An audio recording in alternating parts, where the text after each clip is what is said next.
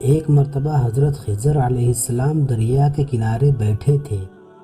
اتنے میں کسی سائل نے آ کر ان سے سوال کیا کہ میں آپ سے اللہ کے واسطے سوال کرتا ہوں، مجھے عنایت فرمائیے۔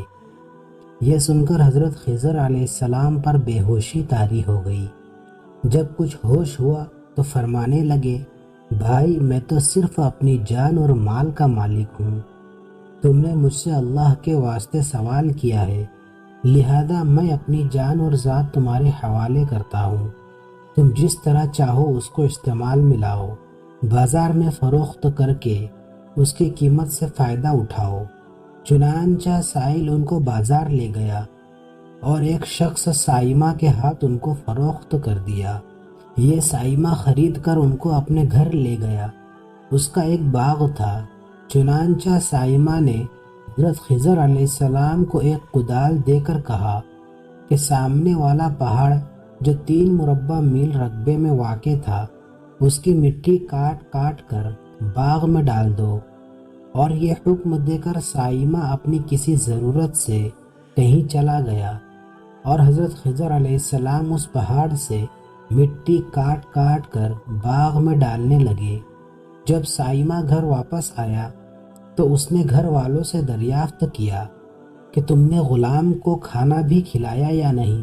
گھر والوں نے جواب دیا کہ ہمیں معلوم ہی نہیں غلام کہاں ہے۔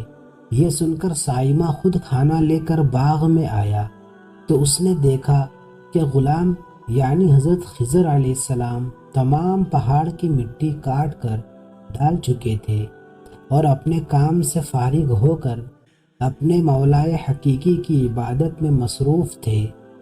یہ دیکھ کر ان کو بڑا تعجب ہوا اور اس نے دریافت کیا، یہ تو بتائیے کہ آپ کون ہیں؟ یہ بات سن کر حضرت خضر علیہ السلام پر کچھ بے ہوشی سی طاری ہو گئی، اور پھر ہوش میں آنے کے بعد انہوں نے فرمایا کہ بھائی میں خضر ہوں۔ جس کو سن کر سائمہ کے ہوش اڑ گئے کہ تو نے یہ کیا کیا، ان کو غلام بنا کر ایسے کام پر لگایا، یہ تو انتہائی گستاخی ہے۔ پھر یہ سوچنے کے بعد سائمہ نے توبہ کی اور پروردگار سے عذر خواہی کے ساتھ حضرت خضر علیہ السلام کو آزاد کر دیا اور اللہ کی بارگاہ میں عرض کیا کہ اے رب العالمین، مجھ سے اس کا مواخذہ نہ کیجیے گا کیونکہ میں ان کو جانتا نہیں تھا۔ اس کے بعد حضرت خضر علیہ السلام نے دعا فرمائی اور سجدہ شکر بجا لائے کہ اے میرے پروردگار، میں تیرے ہی حق میں غلام بنا اور تیرے ہی حق میں آزاد ہوا، اس پر تیرا شکر گزار ہوں۔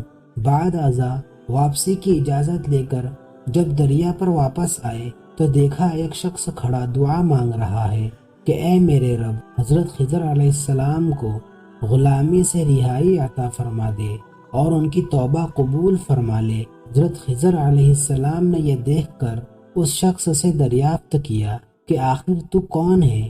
تو اس شخص نے بتایا کہ میں تو شازون ہوں، آپ کون ہیں؟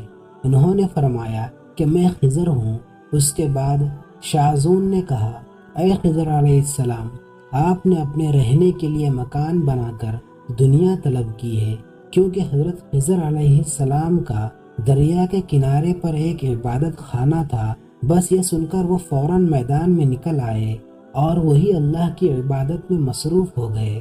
اس کے بعد حضرت خضر علیہ السلام نے اسی جگہ پر ایک درخت لگایا اور اس کے سائے میں عبادت شروع کر دی۔ اس کے بعد حضرت خضر علیہ السلام نے شازون فرشتے سے کہا کہ اے شازون، دعا کرو کہ اللہ تعالیٰ میری توبہ قبول فرمائے۔ چنانچہ شازون نے دعا کی اور اللہ نے شازون کی برکت سے حضرت خضر علیہ السلام کی توبہ قبول فرمایا۔